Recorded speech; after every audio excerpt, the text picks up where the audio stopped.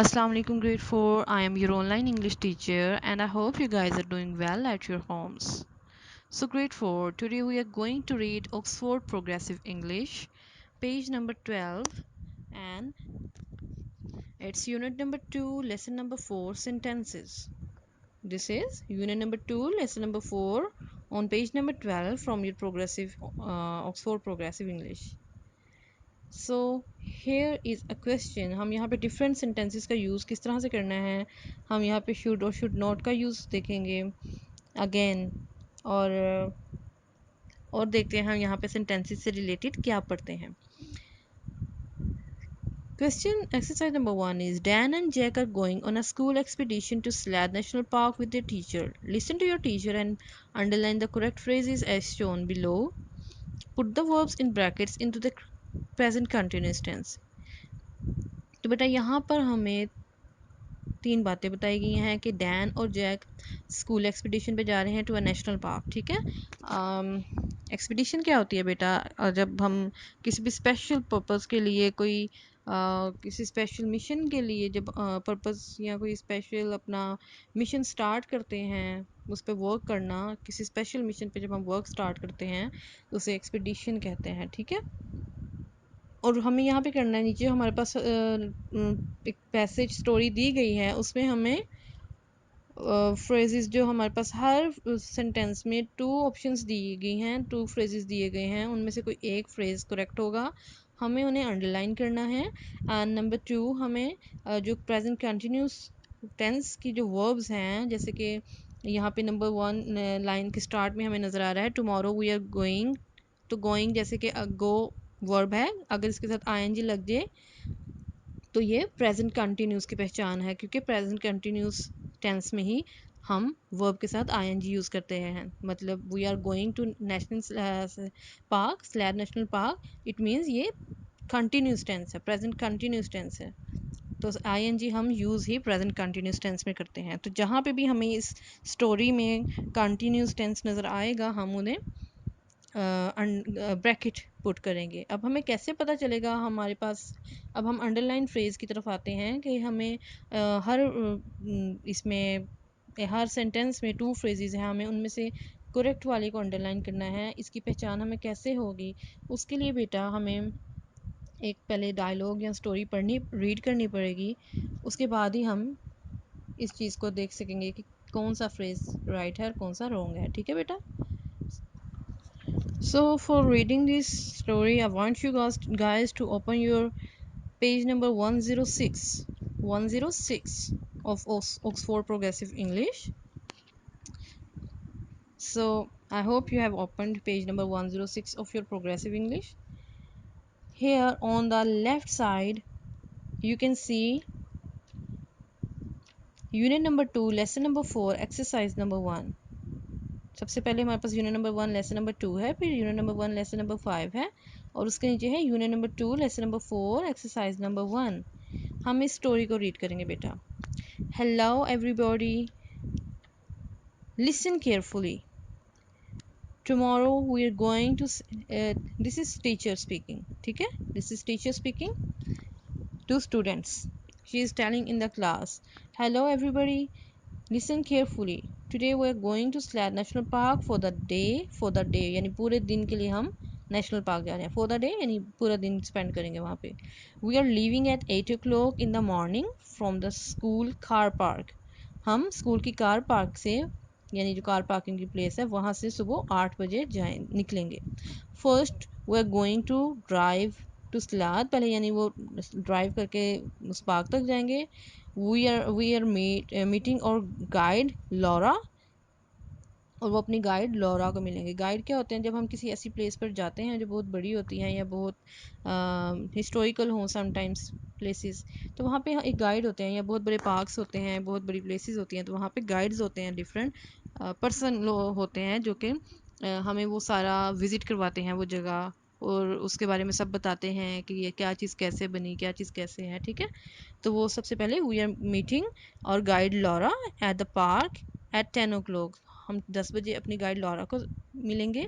We are going to watch a video and buy some maps.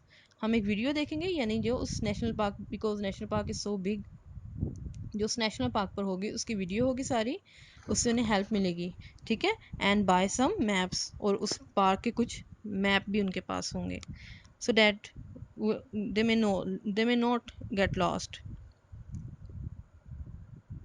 So then we are going for a walk, फिर हम walk करेंगे. We are going to have a picnic in the hills. हम hills पर picnic करेंगे. hills क्या होती हैं? पहाड़ियाँ छोटी छोटी. We are leaving Salad at 5 o'clock, और 5 बजे हम वहाँ से निकल पड़ेंगे. And we are arriving home in time for supper, और हम शाम के खाने टाइम घर पर पहुँच जाएंगे वापस. So ये थी रीडिंग जो हमने स्टोरी की. So beta, come back to your page number 12 now. So let's start the story. Tomorrow we go or are going. Tomorrow we are going. इसको अंडरलाइन करेंगे और गोइंग के राइट और लेफ्ट में हम ब्रैकेट ऐड कर देंगे. To Slad national park to play या to for the day, to play या for the day. To national park for the day उन्होंने अंडरलाइन किया ऑलरेडी. नेक्स्ट हम नेक्स्ट सेंटेंस की तरफ जाते हैं. वी लीव एट 8 o'clock और 8:30 o'clock in the morning.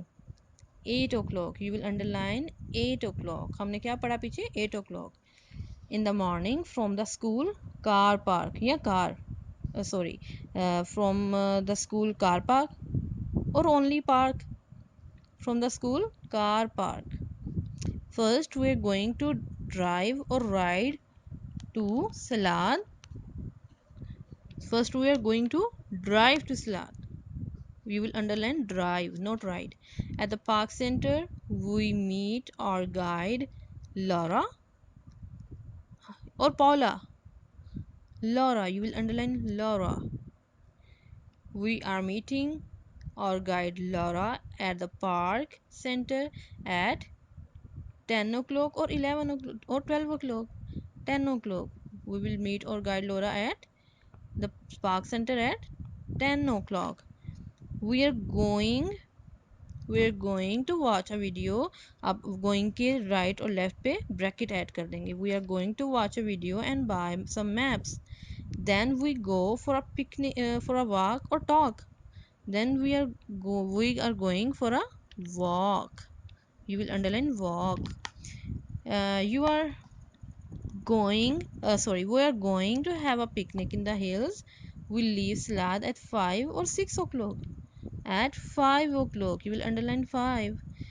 We arrive home in time or tired. In time or tired. We are arriving home in time, not tired, for supper. So यहाँ पे ये end हो गया हमारा task. तो बेटा अगर हमने सबसे पहले फर्स्ट लाइन में गोइंग को अंडरलाइन किया, अब अगर आप सेकंड लाइन में देखें यहाँ पर भी है फर्स्ट वी आर गोइंग, यहाँ पे भी आप गोइंग को अंडरलाइन कर दो, सॉरी ब्रैकेट ऐड कर दोगे आप यहाँ पे, ठीक है. इस गोइंग में भी ब्रैकेट पुट करेंगे. उसके बाद हमारे पास कोई ऐसा सच कोई हमने फिर एक दफ़ा गोइंग आया, we are going to watch a video, हमने इसे भी ब्रैकेट में ऐड कर दिया, ठीक है. अब जो यहाँ पे वर्ड्स थे कुछ, जैसे वी लीव ब्रैकेट में था, वी गो ब्रैकेट में था, वी मीट ब्रैकेट में है, वी लीव, वी अराइव, तो इसमें हमें क्या करना है? वी आर लिविंग, ठीक है. वी आर लिविंग, ऊपर आप इसके लिख दें आर लिविंग, और इसी तरह से आप नीचे लिखोगे we meet and we are meeting. इसी तरह से नीचे अगर है वी लीव तो we are living, then we go then we are going, we arrive we are arriving, ठीक है. ये आपका प्रेजेंट कंटिन्यूस टेंस में सारा पैसेज हो जाएगा, ठीक है बेटा. ये आपकी प्रैक्टिस हो जाएगी. अच्छा बेटा, अब नीचे आपके पास स्टडी कॉर्नर है जिसमें मस्ट, मस्ट नॉट, शुड और शुड नॉट का यूज़ आपको बताया गया. This is only for the study purpose, ठीक है बेटा. मस्ट का मतलब होता है जो काम हमें मस्ट ज़रूर करने चाहिए. मस्ट नॉट का मतलब जो बिल्कुल भी नहीं करने चाहिए. शुड सिंपली जो काम हमें करने चाहिए. शुड नॉट जो हमें काम नहीं करने चाहिए. लेकिन मस्ट जो ज़रूर करने चाहिए. मस्ट जो ज़रूर बिल्कुल नहीं करने चाहिए. अब नीचे हमारे पास should not versus must not. अब हम इनका यूज़ पढ़ते हैं। You must not leave litter in the national park. आपको बिल्कुल भी नहीं कूड़ा क्रिकेट बिखेरना चाहिए नेशनल पार्क में। तो जब मस्ट नॉट का मतलब क्या है, सामने ब्रैकेट में लिखा है स्ट्रिक्टली फॉरबिडन, सख्ती से मना किया गया, जो बिल्कुल नहीं करना, जो काम बिल्कुल नहीं करना, इट मीन सख्ती से मना किया गया।